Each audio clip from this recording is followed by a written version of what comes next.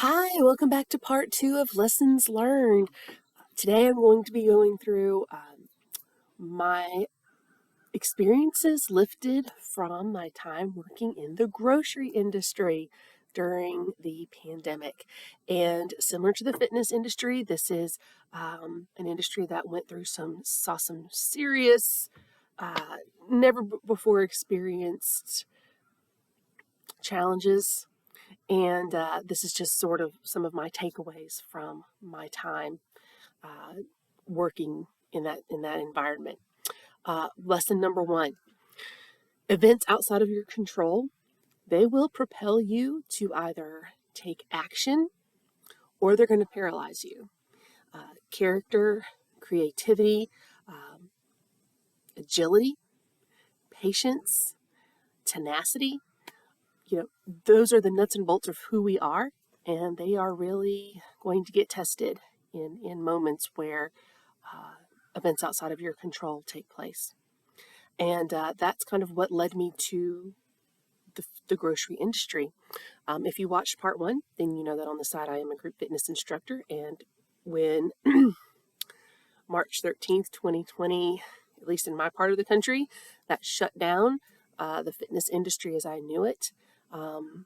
And I was now a newly single mother who had over 10 years of being a stay at home mom, doing fitness on the side, fitness classes on the side, was now unable to find a job in my previous career field because all of the industries were shutting down. Companies were shutting down everywhere. All of my attempts at applications to get an interview were over for the duration. And and now I had 5 young children at home that also now needed to do distance learning. So, very, very stressful time um, for everyone, for everyone. Um, and this was at the very beginning when we were going to do 2 weeks to flatten the curve, right? Well, after about week one, it kind of became apparent that it might not be 2 weeks. There are already rumors floating around that the kids weren't going to be going back to school before the end of spring break. So I needed to do something. I needed to do something to be able to earn a little bit of money in my new life situation. But now I was solely responsible for the children's education that had to be done at home. There were no daycares. Everything was shut down. Even for essential workers, daycare was shut down. It was insane. And so I reached out to a client of mine from one of my fitness classes, a dear friend, and she was working in the grocery industry, and I that was the only business that was hiring in my small town at the time. And so I was like, okay, well, I can do that. I can do that. That is what I'm going to do. I have to do something, and that's what I'm going to do. I'm going to go where the work is. And so I reached out to her and asked if she would mind serving as a reference for me when I applied to another store. She said, I'll do you one better. My husband manages this store in this part of town, and you're hired. You're already hired. You just tell him what days you can work, what hours you're available, and you've got it. We'll work around your schedule all the time. And that was huge because I certainly did have a unique situation and needed that kind of flexibility. So, yeah. Lesson number two: life is going to be full of open doors. It's full of open doors. And you will probably be in a situation at some point where you have more than one door open to you. And probably more than one of those doors are going to be solid opportunities for you. Um, we can only walk through one door at a time. And then you've got to, well, if one door is obviously opening and it's not a good choice, and that's a pretty easy door not to walk through. But it's a little bit more tough when you have more than one door open to you at a time, and what you're going to do with that opportunity. Um, and the important thing to know is that I think that if you've got two or more doors open to you of really solid opportunities, you're going to probably be okay, you know, whichever one you choose to walk through it with confidence you're probably going to be okay in the long run. So I certainly had more than one door open to me very early in working in the grocery industry. I had decided essentially to go back to grad school, which I'm still pursuing at the time I'm recording this video, because I really loved what I was doing in my career before becoming a stay-at-home mom, and wanted to pick that back up. But the only way I could pick that back up was with more education and training. So grad school it was. Wanted to make myself a more appealing candidate for the future. On my third day of working at the store, and I was only working weekends, so essentially this is my second weekend there, but really only my third day. Store management approached me and said, "Hey, look, we've heard amazing things about what you're doing. You're already kind of rising to the top of this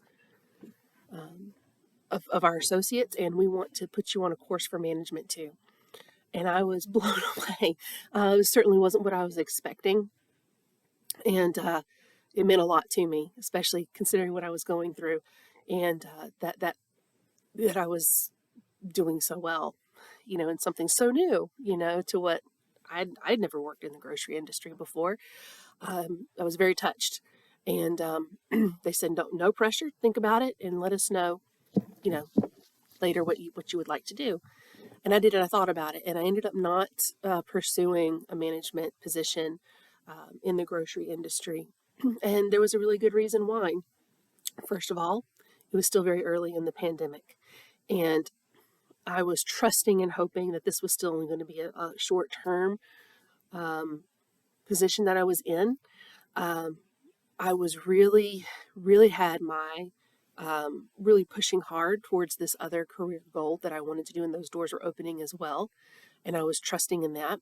Second of all, I believe that if you're going to be in a position of leadership and management, then you have to lead by example, and that means that you have to be available and be there all the time. And at this point, daycares were still shut down. I had 5 children, and all of them would have had to be in daycare for me to be able to work full time, and that wasn't possible. So I did not feel like it was. I felt like I would have been an eventual con, on a pro cons list.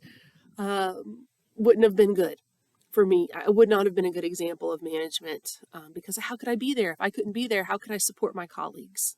And that just wasn't fair. So that's why I turned it down. My management was very supportive, and they said, "That's no problem. You're still someone we would love to propel in that way." And they continued to offer me opportunities throughout my time with them, and I was incredibly grateful for them for that. Yeah, that was great. Lesson number 3. In the vacuum of supply, right? Innovation thrives. So we all experienced, probably no matter where you are watching this from, during the pandemic, your grocery store probably ran out of stuff a lot during the pandemic. I mean, we all remember the toilet paper fiasco. That happened almost immediately. But it was other things along the way that really just all of a sudden, it was the chicken plants were shut down, or the plants that the farms that were bringing in the tomatoes were shut down because all the different farm workers were getting sick, and so different vegetables started disappearing from the shelves. The canneries had to shut down, so we had a soup shortage. All of these things happened, and we never knew what was going to happen or what we were not going to get until the trucks came in. Right? We just never knew what was going to happen. And then we never knew when it was going to come back. And so every day customers would come in at the front. They'd be like, "All right, what isn't here?" Just so they could prepare themselves and prepare their lists if they came in with shopping lists, so they wouldn't have to hunt up and down the aisles for things. Cheese Whiz disappeared, and that was a weird one. That disappeared, and I've only just saw it 2 weeks ago back on the shelves for the first time in my local store. So that was a big one that you never think people really are still eating, but they are. And then it disappeared, and people are like, "Where is the Cheese Whiz?" Anyway, so these inventory shortages really sparked some amazing conversations. I'm not sure about your grocery store, but in the ones in my town, we have some different sections for different types of cultural recipes. Because remember, during the pandemic, there were no restaurants open either. So everyone was cooking at home. And all of a sudden, everyone was a baker and everyone was making bread. So flour disappeared and yeast and all of this stuff. And people were looking for yeast substitutes. And how can you make bread without yeast? And, all these different things. So there are all these different cultural aisles, so to speak, where you can go and get specific ingredients for things. And as one aisle would be depleted from inventory, you would have people like, okay, I cannot get anything on this list. I have to go somewhere else. And just one moment, my son walked out. Hi, I'm sure that would be great. Thank you. Working from home. Hi.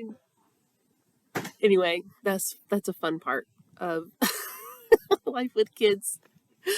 So anyway, things would disappear from people's lists and they would be very confused and like, okay, potatoes, there are no potatoes. Why are there no potatoes? Doesn't matter.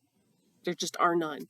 Here's something over here from this other culture, and they have something that looks like a potato. I wonder if this is a potato. How do I use it? What is it for? And so all of a sudden you had conversations opening up. People started talking about recipes and how to use these things, these items and things like that, so that they could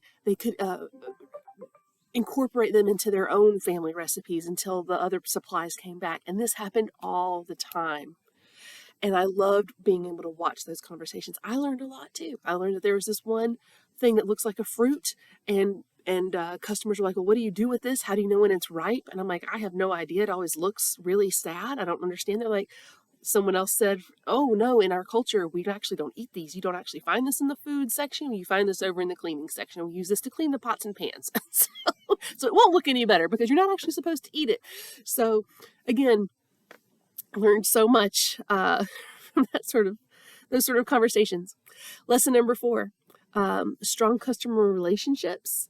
They will circle back to bless you in unexpected ways. And there were so many times I saw customers go above and beyond to help each other during this time. And I was in the grocery industry for about a year, for 12 months. And I can't tell you how many times I saw customers paying for each other's grocery bills because the financial hardship was real. It was real. People were really hurting and really struggling. So I saw that all the time. People paying for other people's grocery bills all the time. In secret, even. They would slip the cashier some money or their card while the other person was hunting and trying to count up the money that they might have. There was one point during the pandemic where every week it seemed to be something new. Toilet paper shortage, hand sanitizer shortage, murder hornets. And then there was a week where only debit cards and credit cards could be used. Only exact change was accepted because there was all of a sudden no currency anywhere. All of a sudden that had gone away. And so only exact change could be offered. If you were going to overpay, you would just run the risk of not getting your change back. And oh well, that's terrible for you. And many stores in my community, really, they put the signs and they held to that, like you have to have exact change or we're not going to help you out. But it's definitely still, there's a generation that's around that does not trust the banks and they do not want to be on the grid. And so they don't have credit cards, debit cards. They pay only in cash and that's it. That was a lot of our customers. And so we never